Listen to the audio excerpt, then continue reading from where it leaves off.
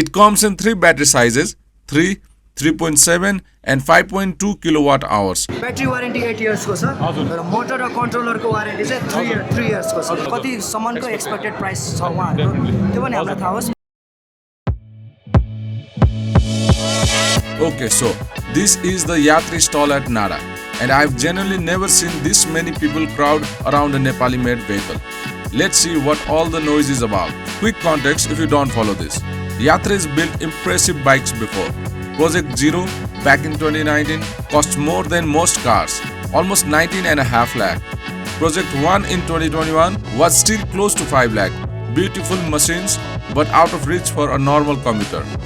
The P2 is the first time they are actually trying to build something for rest of us. It's designed in Budhanilakanta, built in a new factory in Gazuri, Dading. And this is the first electric scooter that's designed and manufactured in Nepal, start to finish. And you can tell people want this to be good. I keep hearing the same thing around me. यसले काम गर्छ कि गर्दैन? Will this actually hold up? Everyone's curious, but everyone's also a little cautious, which honestly is fair. Let's actually look at it. So here's what's actually under this thing. It's got a mid-drive motor, 10 kilowatts, 315 Newton meters of torque, top speed of 90 kilometers an hour, and that motor placement is actually the interesting bit. Most electric scooters put the motor in the rear wheel. Yatri didn't. A mid-drive setup is heavier engineering, but it balances the bike better and it's supposedly easier to service, which if you have owned an EV in Nepal and you know service is half the battle.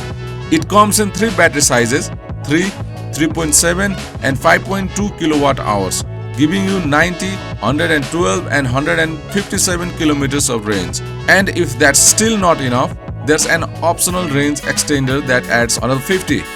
So you could be looking at over 200 kilometers on the biggest setup. A DC fast charger gets you to 80% in 41 minutes. Plug it in at home overnight, full charge in under 2.5 hours. Up front, a 7-inch display with 4G, Apple CarPlay and Android Auto, which for a scooter at this price point isn't common. It's also got a fall detection that can share your location automatically, and an anti-theft system that tracks the bike if it moves without you. And under that seat, 30 liters of storage. That's a full face helmet plus a bag easily. I got a few minutes with someone from the Yatri team on the floor. Wanted to ask about the stuff people are actually worried about. That's actually one of the bigger questions floating around. Battery warranty 8 years ko sir. र motor र controller ko warranty चाहिँ 3 years ko sir. यो servicing period अथवा servicing maintenance को कस्तोहरु छ तपाईहरुकोबाट? यस्तो sir maintenance को कुरा गर्दाखेरि हाम्रो सबै स्कुटरहरु हाम्रो ब्याक एन्डबाट ट्र्याक भएर आउँछ है सर. हजुरको मेन्टेनेन्स को पनि अलर्टहरु हजुरलाई एपमै आउँछ है. र केही भयो भने पनि हाम्रो फल्ट डिटेक्सन पनि हाम्रो स्कुटरमै हुने त भयो. प्लस हाम्रो ब्याक एन्डबाट सबै कन्ट्रोल गरिरहनु भएको छ. हेरिरहनु भएको हुन्छ. हजुरलाई इन्फर्मेसन ब्याक एन्डबाटै आउँछ सर. के डिफल्ट भयो भने चाहिँ उहाँहरूले हजुरलाई कलै गरेर इन्फर्मेसन दिनुहुन्छ. सो यसको अहिले प्राइस चाहिँ अनबिल भएको छैन. अहिलेलाई चाहिँ प्राइस अनबिल भएको छ. तपाईँ केही तपाईले यतिसम्म हुन्छ टेन्टेटिभ केही हामीलाई केही यसो दिन सक्नुहुन्छ त यसको प्राइस कतिसम्म के हुन सक्ला? यस्तो छ सर प्राइसको कुरा गर्दाखेरि चाहिँ हाम्रो नाडा पछि एउटा बेग्लै इभेन्ट गरेरै प्राइस रिलिज गर्ने कुरा छ.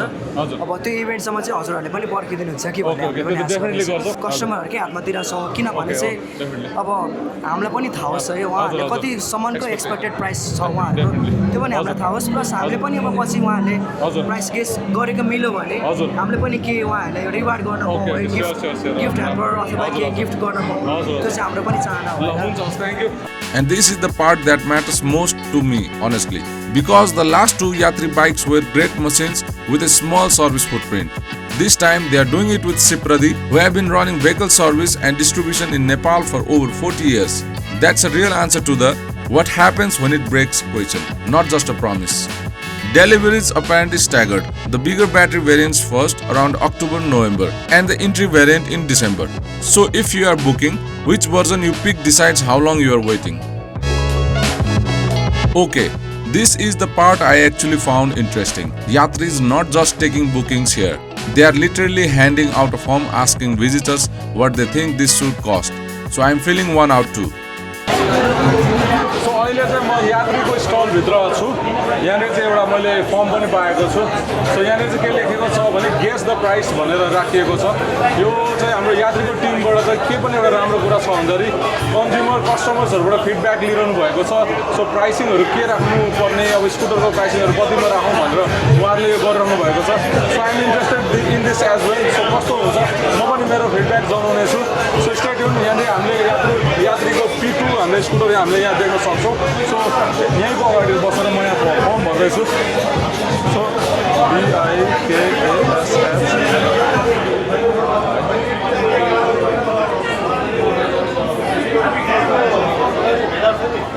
सो यहाँनिर चाहिँ के पनि सोधिएको छ भन्दाखेरि बेस्ड अन यात्री P2 and average industry benchmarks what would be the fair price range for the scooter भनेर यहाँ राखिएको रहेछ। यानी प्राइस चाहिँ 2.5 लाखदेखि 3 लाख, 3 लाखदेखि 3.5 लाख, 3.5 लाखदेखि 4 लाख, 4.5 लाखदेखि 4.5 लाखदेखि 4.5 लाख, 5 अनि 4.5 लाखदेखि 5 लाखसम्मको पनि उहाँहरूले एउटा अप्सन दिनुभएको रहेछ। सो रिगार्डिङ यो बिङ नेपाली प्रडक्ट अलिकति केही सहुलियत भइदिए नेपालीहरूले नै युज गर्न सक्छ अनि प्रोत्साहन पनि मिल्छ। फर्दर अब यसको P2 को राम्रो सेल्सहरू भयो, सबै राम्रो भयो भने त डेफिनेटली बेटर हुन्छ हाम्रो देशको लागि पनि प्लस हामी एज अ कन्ज्युमरको लागि पनि। सो मैले चाहिँ के सोचेको छु भन्दाखेरि for now since it's launching, अब भर्खर लन्च हुन खोज्दैछ।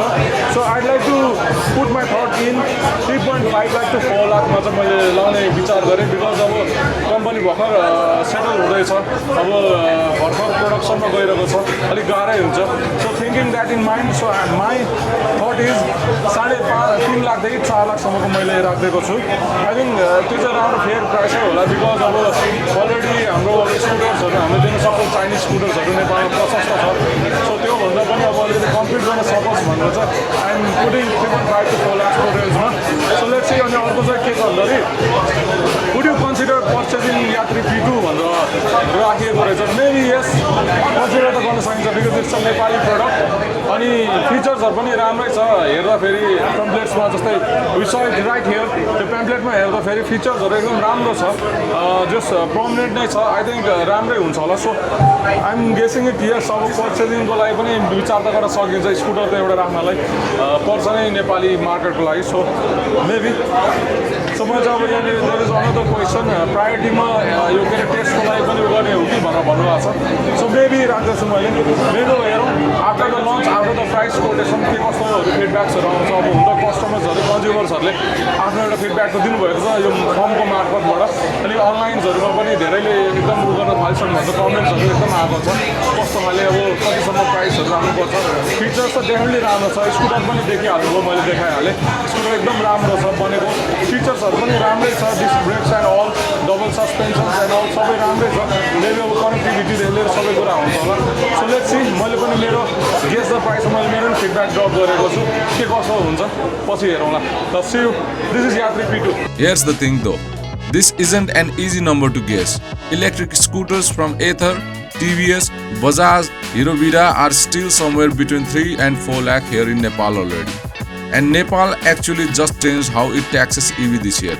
It used to be based on motor power, now it's based on price brands.